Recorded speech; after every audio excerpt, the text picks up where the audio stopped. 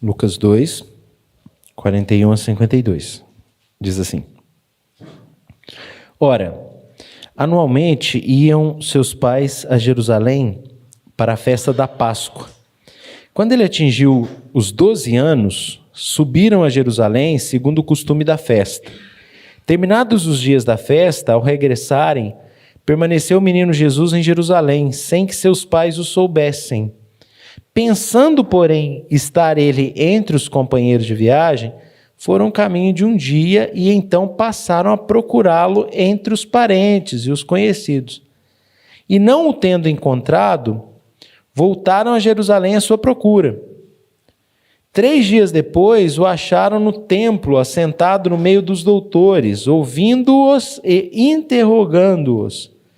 E todos os que ouviam, muito se admiravam da sua inteligência e das suas respostas. Logo que seus pais o viram, ficaram maravilhados. E sua mãe lhe disse: Filho, por que fizeste assim conosco? Teu pai e eu, aflitos, estamos à sua procura. Ele lhes respondeu: Por que me procuráveis? Não sabias que me cumpria estar na casa de meu pai? Não compreenderam, porém, as palavras que lhes dissera. E desceu com eles para Nazaré, era-lhe submisso. Sua mãe, porém, guardava todas essas coisas no coração. Crescia Jesus em sabedoria, estatura e graça diante de Deus e dos homens. Amém. Como todos sabem, maio é o mês da família. As famílias da igreja estão orando umas pelas outras, como a própria missionária Wilce reafirmou e também clamou, apresentou uma prece nesse sentido nos primeiros momentos desse culto. Nós terminaremos o mês, no próximo domingo, com um almoço comunitário. Sobre esse assunto, as irmãs já conversavam ali fora, sobre o que cada uma iria trazer. Antes da pandemia, nós fazíamos isso cada 2 meses, 3 meses. Sentimos falta de sentarmos numa mesa só para comermos juntos. Cada um traz a sua mistura, né? O arroz a gente faz aqui, mas cada um traz a sua mistura e a gente junta as panelas e desfruta da comunhão cristã, o que é muito agradável. É muito agradável invadir as primeiras horas da tarde, estando juntos aqui na igreja, depois que nós almoçamos, batendo papo, vivendo a comunhão cristã. Isso será no próximo domingo. Mas o que isso tudo tem a ver com o texto, né? O texto que eu separei aqui para a nossa edificação, nesse momento tão importante aqui do Dia do Senhor, ele pode não ter necessariamente no seu bojo central esse tema das relações familiares, mas ele nos fornece ricas lições sobre essa temática da família. É um texto que nos oferece algumas informações sobre o cotidiano da família de Jesus, sobre como eles viviam ali as suas rotinas, especialmente a rotina religiosa. E isso, uma vez que a gente observa a rotina religiosa relacionada à família de Jesus, isso nos permite que consideremos também algumas implicações dessa rotina religiosa sobre outros aspectos da vida familiar. Na tradição católica, na Igreja Católica, essa família aqui que nós tomaremos como nosso paradigma nessa reflexão, ela é chamada de Sagrada Família. Jesus, Maria e José. Não é assim? Acordei quem estava dormindo. Jesus, Maria e José. É a Sagrada Família na tradição católica. Até inverte, fala Jesus, vai na ordem ali do apreço que a tradição católica desenvolveu por esses personagens. É Jesus, primeiro lugar, depois Maria, que ocupa uma posição muito importante. Em algumas expressões católicas da religiosidade católica, Maria até passa na frente de Jesus. É sério, infelizmente, temos que estabelecer essa crítica. A gente vê muitos católicos que colocaram a Maria na frente do próprio Jesus. Tem mais apreço pela Senhora Aparecida do que pelo nosso Senhor Jesus Cristo. Mas, enfim, eu concordo que essa é uma família sagrada, uma sagrada família. Mas por quê? Porque, na verdade, à luz da Bíblia, a gente aprende que para Deus toda a família é sagrada. Então, inclusive essa aqui, né? Ele que planejou a família. A família E por isso que nós estamos colocando, a gente menciona esse tema durante o mês de maio, a gente ora, as famílias oram por outras famílias, e já que nós estamos nesse contexto em que famílias já têm orado por famílias da nossa igreja, então no eco dessa relação de uma família para outra família, vamos então à família de Jesus para pensarmos a respeito das nossas próprias famílias, né? Lições com a família de Jesus. O texto é interessante sobre vários aspectos. Esse aqui é o único relato canônico que nós temos sobre algum fato da vida do Senhor Jesus no intervalo entre o seu nascimento até o início do seu ministério com 30 anos. Esse é o único relato canônico. Significa que nós temos outros relatos históricos a respeito da vida de Jesus desde o seu nascimento até o início do seu ministério, mas canônico, que a gente considera inspirado pelo Espírito Santo, que a gente considera não, que a igreja reconheceu como inspirado pelo Espírito Santo, é só esse texto aqui que nós temos, que fala da infância de Jesus, aí do seu início, do que hoje nós chamamos de adolescência, né? Às vezes a gente fica curioso, né? Ficamos curiosos a respeito desse assunto. Como é que foi aí o crescimento de Jesus? Como é que foi a vida de Jesus até que ele iniciasse o ministério, quando os evangelistas passam a narrar os detalhes, né? Quando ele já tem 30 anos. Mas olha, irmãos, se fosse necessário que a gente soubesse dessas coisas, não tenha dúvida que Deus informaria para a gente. Então, se Deus não informou, é porque não tem necessidade mesmo. Deus nos fala o que a gente precisa saber. Como diz, nós lemos em Deuteronômio 16, poderíamos ler também em Deuteronômio, se eu não me engano, 29, né? As coisas reveladas são para nós, para os nossos filhos e para os filhos dos nossos filhos. As coisas que não são reveladas pertencem a Deus, não pertencem a nós. Então, a gente vai pelo que Deus nos revelou. E ele é um texto, então, esse texto aqui de Lucas, capítulo 2, versos 41 a 52, é um texto que nos dá aqui uma rápida noção da natureza divina que costumava permanecer ali escondida em uma criança, no caso, uma criança que era igual a todas as outras crianças, mas que tinha a natureza divina escondida na sua natureza humana, a não ser, uma criança que era igual a todas as outras, a não ser pela ausência do pecado, evidentemente. Eu creio que a verdade central do texto, a verdade central dessa perícope bíblica aqui, ela vai encontrar, na verdade, assim, considerando o contexto do Evangelho de Lucas, ela teria mais a ver com a questão messiânica de Jesus mesmo. Ali Jesus, a questão messiânica já presente na infância, na adolescência de Jesus. Eu creio que esse é o ponto central desse texto. Aqui Jesus revela quem é o seu pai verdadeiro, né? E eles nem entendem. Quando ele responde no verso 42, não sabias que me cumpria estar na casa de meu pai? E o verso 50 diz que eles nem compreenderam isso, mas é que a identidade do Senhor já está sendo revelada. O Senhor já está mostrando a sua identidade real, o seu verdadeiro pai, e já antecipando o seu futuro papel como Messias. E em seguida aqui nós vemos os versos seguintes dizendo que ele desceu com eles, foi para Nazaré e era obediente a eles. Mas, voltando aqui, eu não vou pela verdade central do texto, eu vou pelas verdades marginais desse texto, as verdades que margeiam esse texto. Aproveitaremos essas verdades dessa narrativa para lições muito práticas. Que verdades são essas, pastor? Vamos lá. Primeiro, eu chamo a atenção para essa lição profunda que há na conduta de José e Maria. Que lição é essa? Veja o 41. Ora, anualmente iam seus pais a Jerusalém para a festa da Páscoa. Jesus está participando da sua 12ª Páscoa. Nós costumamos lembrar só da última Páscoa que ele participou, ou lembrar de uma maneira especial da sua última Páscoa, porque logo depois que ele participou da sua última Páscoa, nós bem sabemos que um dia depois da sua última Páscoa, ele veio a ser morto, crucificado. Quando ele celebra a sua última Páscoa, ele institui a ceia, que nós celebramos a nossa Páscoa, o Cordeiro de Deus. Então nós lembramos com ênfase dessa última Páscoa, mas ele participou antes dela, 32 Páscoas. Aquela foi sua 33ª Páscoa. E essa é uma das Páscoas que Jesus participou. E o que eu chamo a atenção de vocês é o temor de Deus naquele humilde casal, José e Maria. Veja o que o texto diz: anualmente iam. Para onde? Para Jerusalém, para a festa da Páscoa.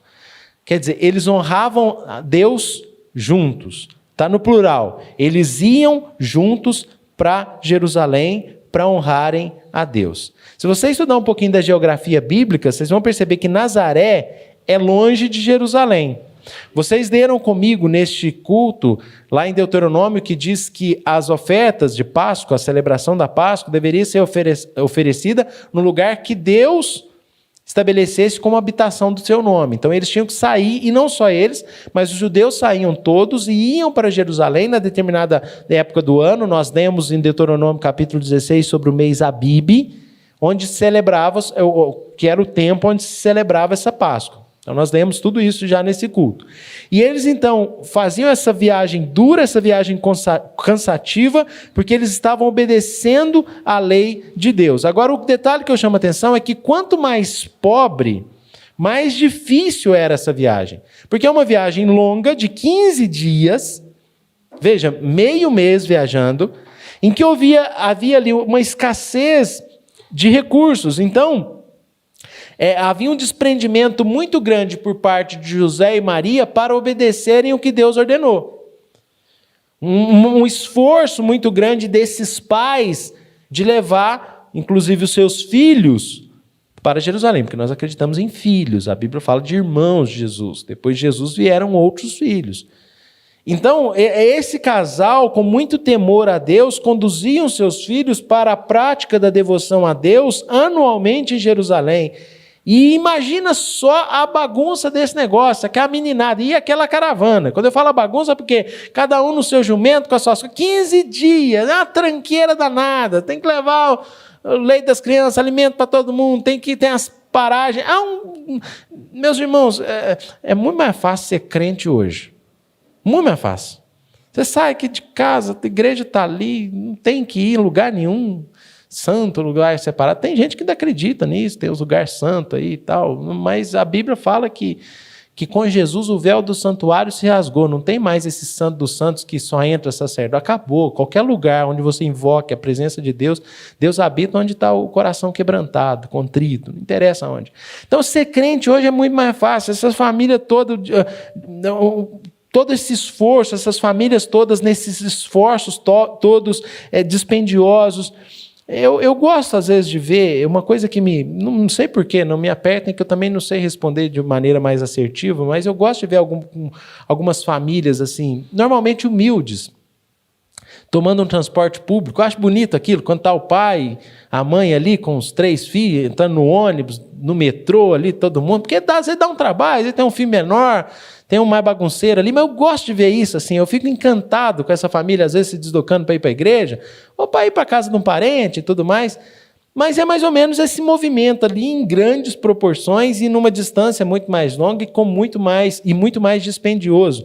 Mas é interessante, e aqui era isso, era um esforço para ir adorar a Deus, para estar na presença de Deus, para cumprir o que Deus tinha ordenado em termos do culto a Ele. Então é um casal aqui temente a Deus que iam junto, que iam caminhando junto. E essa caminhada para Jerusalém se tornava um momento de edificação. Vários dos nossos salmos, o Salmo 118 até o Salmo 133, se eu não me engano, posso estar enganado aí, que eles chamam Salmos de Hilel, eram salmos que eram cantados por esse povo enquanto eles estavam caminhando para Jerusalém.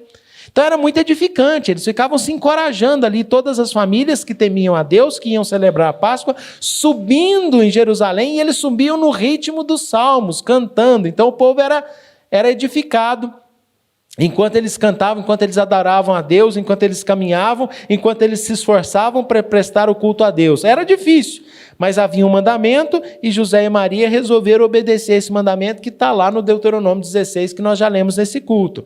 E eles iam ali juntos, lado a lado. Nós cantamos no hino, né? Os pés que pisam juncados, que caminham juntos. Não é na frente nem atrás, mas é junto. E eu entendo que quando a gente fala de família, um relacionamento conjugal onde os dois não sobem juntos para Jerusalém é muito mais desafiador. É muito mais desafiador. É evidente que o apóstolo Paulo fala sobre o cônjuge santo que santifica o seu marido, a esposa santa que santifica o seu marido, e também o outro lado é verdadeiro, o esposo santo que santifica a sua esposa, mas não subir junto para Jerusalém é complicado. Não é o caso de José e Maria, que subiam juntos e levavam seus filhos e se dedicavam a isso. Aos que não se casaram ainda, que estão me ouvindo, né? Quem é Sara aqui, o Wendel, né? O Vinícius e a Dani estão quase lá, mas ainda dá tempo, olha... o Kenzo ainda falta muito, o Luiz Felipe também está quase lá, mas por que eu estou citando os solteiros aí? Olha, não se junte a alguém que não vai subir com você para Jerusalém, porque é complicado você subir sozinho, existe depois a responsabilidade de levar esses meninos, dá trabalho, dá muito trabalho levar os meninos, então... É uma coisa para a gente ter atenção. Nós precisamos de cônjuges que também se encorajam nessa subida, nessa caminhada. Alguém que trilhe o caminho conosco. E o casamento, meus irmãos, falando de família, é a área da vida que mais profunda influência exerce sobre cada um de nós, sobre cada um dos que abraçam o casamento. Aquele ditado de antes só do que mal acompanhado é batata, é verdadeiro, porque quem está do nosso lado tanto nos ajuda a crescer, como também nos ajuda a regredir, nos puxa para trás, nos faz mal. Então, o nosso papel como famílias cristãs, pensando aqui no âmbito dos casais, dos casamentos, e agora eu amplio nas relações familiares em geral, onde a gente está inserido, é incentivar, apoiar, se preocupar, abraçar, se esforçar para que o outro cresça na comunhão com Deus. O nosso familiar, nosso parente, especialmente o nosso cônjuge. E eu digo isso porque o versículo 41 fala que iam seus pais, quer dizer, estão caminhando juntos. Então, dependendo de quem a gente escolhe para estar junto com a gente, isso nos coloca mais ou menos perto de Deus. Isso significa que o nosso cônjuge pode nos levar para mais perto do céu ou mais perto do inferno. E a Bíblia diz isso. A Bíblia diz isso. Está vendo que não é simplesmente assim, vou resolver esse problema da minha vida aqui, eu vou casar. Você pode estar procurando um problema. Essa família de Jesus demonstra aqui uma parceria no intuito de servir e honrar a Deus juntos e caminharem juntos. E eu acredito que tanto Maria, no seu temor a Deus, e ela é escolhida, né, por Deus, e se torna especial por ser escolhida por Deus, ela evidenciava no seu testemunho de vida algo que edificava José, tal qual José é descrito como homem justo e piedoso pela Escritura Sagrada, que sem dúvida nenhuma influenciava o caráter de Maria e o caráter de ambos eram moldados. E os cônjuges estão sempre edificando ou prejudicando a alma um dos outros. Eu encerro essa primeira colocação, pensando em termos de casamento, no mês da família, pensando na família do Senhor, para que a gente siga o exemplo de Maria e José, né? Caminhemos juntos, oremos juntos, nos sirvamos a Deus juntos, frequentemos a casa de Deus juntos. É o que eles estão fazendo aqui. Não coloquemos obstáculos no caminho do outro, mas que nós possamos retirar os obstáculos. Agir com sabedoria, não com insensatez. Que os casais orem um pelo outro, que nós abracemos a causa espiritual de cada um do nosso familiar. Eu estou falando cônjuge, mas eu repito, né? Aqui os pais, né? Olhem aqui, estão levando o Jesus e os demais filhos para prestar culto, para participar da Páscoa, para saberem que existe um Deus que libertou eles do Egito, um Deus em quem deve ter esperança, um Deus em que aquele povo tinha esperança, o Deus em que aquele povo tinha esperança de enviar o libertador, o redentor prometido. Veja, estão dirigindo, né? Então os pais, vejam que interessante, eles estão conduzindo juntos, esse casal está conduzindo junto os seus filhos para Jerusalém, para prestarem culto a Deus. Isso é muito importante. Feliz, bem-aventurados os pais que têm feito a sua parte, inculcar nos filhos o temor, a fé, que seja pelos seus atos, pelas suas ações. Mostrar, olha, nós cremos em Deus e a melhor coisa que você faz é temer a Deus. É o que esses pais estão fazendo, bem-aventurados os pais que fazem isso. Mas fica aqui também uma lição para os jovens, né? A gente observou a conduta do casal, mas a gente pode observar também a conduta do Senhor Jesus Cristo. Porque se você pensar aqui comigo, olha, eles, terminados os dias da festa, lá no verso 43, eu chamo atenção para isso também, só um adendozinho, abrir um parênteses aqui, antes de entrar no ponto para observarmos a conduta do Senhor, do jovem Jesus aqui, do adolescente Jesus. Eu queria que nós olhássemos para o 43, que fala que terminados os dias da festa. Quantos dias eram a festa da Páscoa? Alguém sabe? Lá em Deuteronômio a gente leu que deveriam comer pães sem fermento durante 7 dias.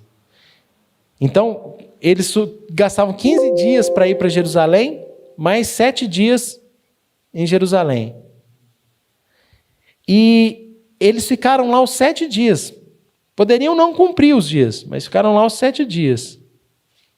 É a turma que vem aqui no culto da manhã e da noite. É a turma que faz por completo, né? E eles eram muito dedicados, né? Muito dedicados. A gente é chamado por Deus para dedicar um dia da semana. Um dia. A gente tem todos os outros dias da semana para cuidar das nossas coisas, dos nossos negócios. E eles tinham que dedicar aqui, só nessa celebração da Páscoa, quase o mês todo, porque você tem que pensar que tem um retorno. Mais uma viagem de 15 dias. Agora, o que eu chamo a atenção é que ao regressarem, o Senhor permaneceu lá em Jerusalém e eles não perceberam. É aquela moia, né? As famílias, tudo, os primos, ia tudo com os primos. A turma de Nazaré, a caravana de Nazaré. É igual o Senhor Aparecido, a caravana do Nosso Senhor Aparecido. Aí todo mundo vai de ônibus, ia de jumento. E aí eles saem e aquela coisa, né? Juntam os meninos, né? Que a bagunça, eu sou mineiro, não vai para Guarapari. Aí já mistura tudo, os primos ficam com os tios, já não sabe com quem está mais os meninos. A Maria Fernanda aqui na igreja também, às vezes um pega a Maria Fernanda, nem sabe onde está mais. E assim, é o que aconteceu lá. É o que aconteceu lá. Eles saem pensando, não, ele está aí com os primos, né? Está aí com a família. Só que quando eles já tinham um dia de caminhada, começaram, cadê? O menino não apareceu aqui para jantar. Ah, não, deve estar com a Ana lá, do João Batista, né? Mas não, peraí, vai lá perguntar. Não está. Epa! Verso 45, não encontrando, voltaram a Jerusalém à sua procura. Nossa, o menino ficou para trás. E aí pensa, um dia, eles já foram. Agora, para voltar, mais um dia, 2 dias, para achar o menino em Jerusalém, já é o 3º dia, por isso que fala no 46. 3 dias depois, acharam ele lá, assentado no meio dos doutores, vindo e interrogando. Jesus ficou ali cerca de 3 dias longe, né? Esqueceram de mim. Tem um filme que se chama isso, Esqueceram de Mim. É um moleque mais novo do que Jesus, né? O Macaulay Culkin, né? Que interpreta ali o moleque, eu não sei o nome dele, do personagem no filme. Mas esqueceram de mim em Jerusalém, e aí? Jesus foi aprontar, né? Beleza, estou longe dos pais, agora é a hora de aprontar, né? É uma pergunta que se faz aos jovens, né? E aí? Eu vi a Isa falando aí, de uma festinha lá de aniversário, falando para a mãe dela, não, deixa nós aqui e tal. É assim, né? Os adolescentes, tem certeza. A Heloísa também já fica querendo dar os pulos dela aí, né? Não quer ficar. Agora eu pergunto, e aí longe dos pais, como é que os filhos agem? Aqui em Jesus nós temos um paradigma interessante, né? Como é que a gente... Qual que é a dedicação, né? Depois de um tempão longe dos pais aí, aonde que eles encontram Jesus? Na praça, nas baladas de Jerusalém? Jesus está lá no templo e Jesus está priorizando as coisas do Pai. Essa experiência dos pais de Jesus, infelizmente, essa experiência da distância dos pais afasta muitas pessoas, muitos jovens. Eu me lembro que quando eu fui fazer faculdade, não seminário, eu fiz uma faculdade anterior, tive uma atuação profissional antes do seminário. Eu mudei de cidade, fui morar pela primeira vez longe dos pais. E eu fui com um irmão da igreja, com um jovem da igreja. E agora está gravando, né, essa coisa aí, a gente vai contar alguma coisa da vida, a pessoa assiste lá, e você está com... Não, mas é um testemunho bonito. Por quê? Porque eu fui morar com um jovem da igreja que, quando saiu de perto dos pais, infelizmente lá não manteve a sua caminhada com Deus. Se viu livre, mas eu posso contar isso porque depois ele chegou para mim, né, depois que passa, depois que dá as cabeçadas, como o presbítero Arthur colocou no boletim da semana passada, uma lição para os jovens, né, quando ele tinha 15 anos, né, o presbítero Arthur deu uma saída aí do prumo, né? Mas depois, 28 anos, ele voltou para os caminhos do Senhor. E esse jovem, né, esse amigo meu, depois de uma visita que eu fiz há um tempo atrás, aí ele fala como ele se arrepende. Poxa, por que eu não te ouvi? Tantas vezes você me falou e tal. E aqui nós temos um adolescente que está ali se dedicando ao Pai. Claro, é Jesus, mas Jesus é o paradigma para os nossos jovens. Em termos de tempo também, ele é encontrado sentado, ouvindo, discutindo com doutores ali no templo, interrogando, perguntando das coisas de Deus, se dedicando às coisas do Senhor, um adolescente que está impressionando todo mundo, está todo mundo maravilhado com essa atitude. Quem sabe quer aparecer com Jesus, Kenzo, Heloísa, quer aparecer com Jesus, os mais novos aí, ó, interessar pelas coisas do Pai. E isso é muito melhor do que ficar horas e horas no YouTube, ficar horas e horas no Instagram, ficar horas e horas no Netflix. Tem tempo para tudo, mas nada há de mais especial do que ficar horas e horas conhecendo a vontade de Deus, porque a vontade de Deus transforma a nossa vida, a vontade de Deus nos dá direção, nos dá um caminho. A gente pode aprender coisas em outras fontes, mas nada é igual à presença de Deus na nossa vida, a vontade de Deus na nossa vida, conhecer a vontade de Deus. E aqui nós temos um jovem, um adolescente que está ali aos pés do Pai, né, falando das coisas do Pai. Jesus não desperdiçava o tempo da juventude. Eles acharam Jesus ali naquele templo. Eu sempre que trato dessas coisas, né, sobre a questão do jovem, o incentivo ao jovem a aproveitar a sua mente jovem, forte, para crescer espiritualmente, eu me lembro da dona Laila, porque quando a dona Laila... Hoje ela não pode nem participar dos nossos cultos por causa das muitas dores. Mas quando a dona Laila começou a vir na igreja, ela ficou tão feliz com o acolhimento, com a vida cristã, com a comunhão cristã, que quantas vezes ela queria participar, e isso me cortava o coração, irmãos, porque a dona Laila queria participar das coisas e ela não tinha condições físicas. E muitos jovens, adolescentes, podem participar e não querem. Ela queria e não podia, e muitos podem e não querem.